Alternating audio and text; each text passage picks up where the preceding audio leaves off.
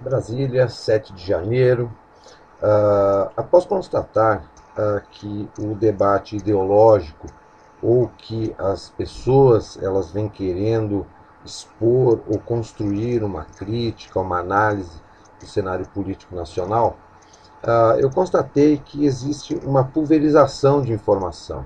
As pessoas elas vêm expondo ou utilizando termos como socialismo, comunismo, petismo e até outras vertentes da esquerda, mas de uma maneira não fundamentada, não muito clara e que não cria um discurso com nexo.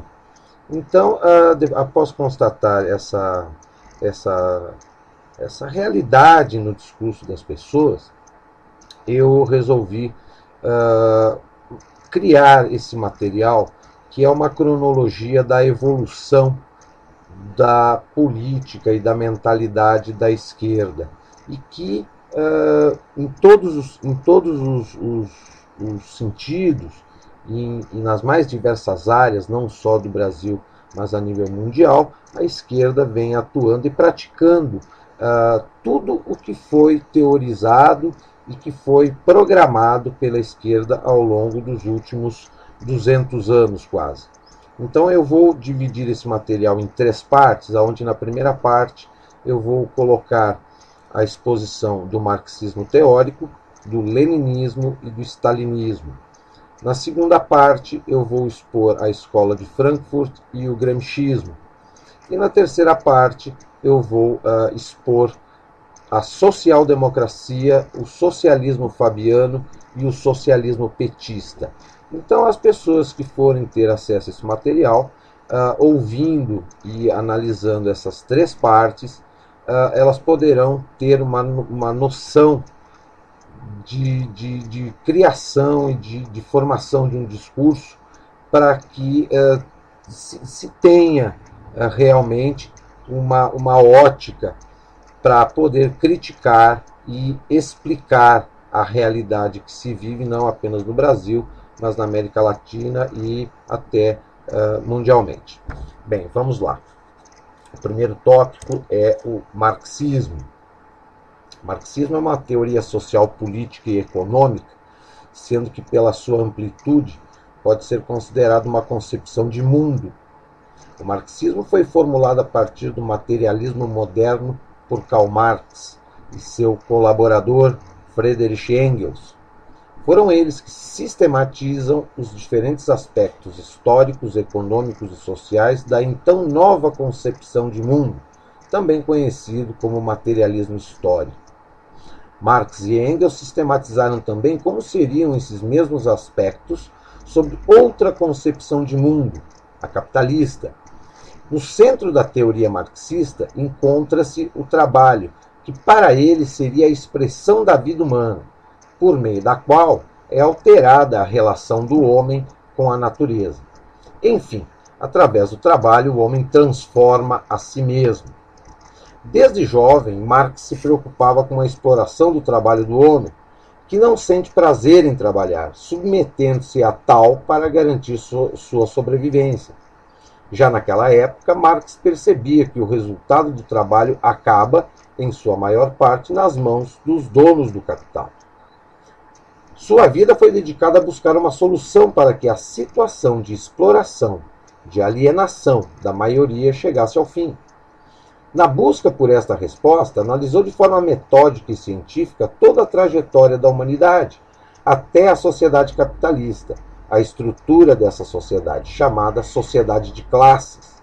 Aliás, segundo Marx, a luta de classes é o motor da história. A teoria de Marx, em suma, indicava uma nova sociedade, na qual todos os homens tivessem a possibilidade de desenvolver seu potencial de forma plena, em diferentes aspectos, fazendo do ser humano um ser integral. Cabe então diferenciar o comunismo do socialismo. Para Marx, uma sociedade socialista seria o primeiro passo em direção ao comunismo, seu ideal.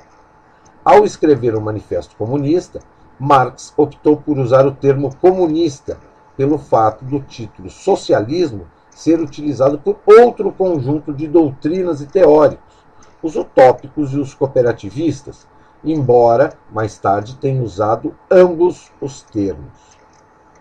Então aqui nós temos a gênese da mentalidade da esquerda mundial e que hoje rege a maioria dos partidos e da política brasileira, ou seja, baseado no marxismo e na construção de uma nova sociedade, né, promovendo a tal luta de classes. O marxismo-leninismo.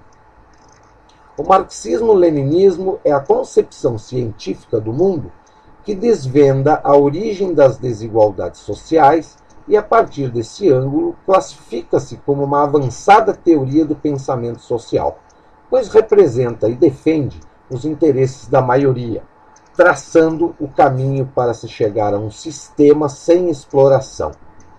Nesse caminho, o Partido do Proletariado é situado como uma necessidade histórica.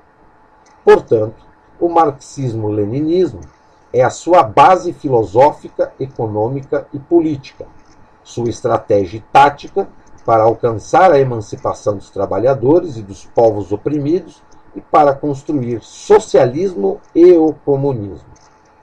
O marxismo-leninismo é uma teoria científica do desenvolvimento social. Descobriu as leis que regem as mudanças verificadas na natureza, da sociedade e do pensamento. Não se limita a diagnosticar a realidade, mas visa a identificar as contradições que determinam e promovem essas mudanças. Desenvolve as formas e métodos que servem para transformar a sociedade, assim como o papel das forças protagonistas de cada momento histórico. Esta é a diferença que tem com o socialismo utópico de Marx, que o precedeu, pois então este apenas descreve uma sociedade justa e igualitária, sem menção à forma de alcançá-la. O marxismo-leninismo o faz com uma base científica provada na prática social. Ao descobrir as forças antagônicas que promovem as mudanças, o marxismo verifica a existência de luta de classes. Seu mérito não está nessa descoberta, mas no fato de projetar o fato de que o resultado dessa luta de classes no capitalismo conduz de forma indefectível ao estabelecimento da ditadura do proletariado. Outro elemento básico do marxismo-leninismo é a histórica missão atribuída ao proletariado, a classe trabalhadora em geral, com a classe mais avançada, a vanguarda na luta pela derrubada do capitalismo e construção do socialismo e do comunismo.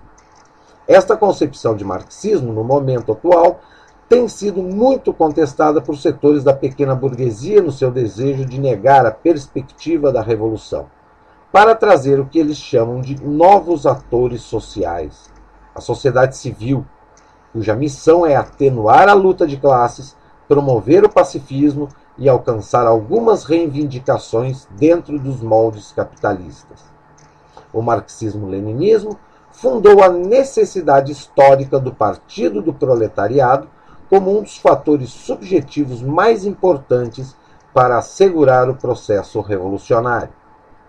Para o Partido do Proletariado, o marxismo-leninismo não é um dogma, é um guia para a ação revolucionária. Parte da análise concreta da realidade a fim de identificar a situação das forças sociais envolvidas, as suas aspirações, a sua correspondência, o ânimo das massas populares, a finalidade e a forma da sua luta. Serve para a educação política dos militantes e das massas para elevar o seu nível de consciência, de unidade e de organização para conseguir sua libertação, pela tomada do poder e pela construção da nova sociedade. Então, o marxismo-leninismo ele sai do campo teórico e, analisando a realidade social, ele começa a implementar, a praticar o que foi escrito por Marx e formatado e aplicado por Lenin e seu grupo através do Partido Comunista Russo, digamos que de uma forma lenta e gradual, mas eles foram implementando e praticando os ideais ou as ideias marxistas. O terceiro estágio da evolução do pensamento da esquerda ou do marxismo é o stalinismo, um regime político de caráter totalitário implantado na União Soviética nos anos 20 por Joseph Stalin. Com a morte de Lenin, estabeleceu-se uma disputa entre comunistas, principalmente Trotsky e Stalin, sobre o destino da Revolução Socialista. Trotsky defendeu a Revolução Internacional, enquanto Stalin queria implantar o socialismo na União Soviética. Em 1927, Stalin expulsa Trotsky do partido e do país e passa a controlar o Estado, eliminando os opositores e assumindo seus ideais.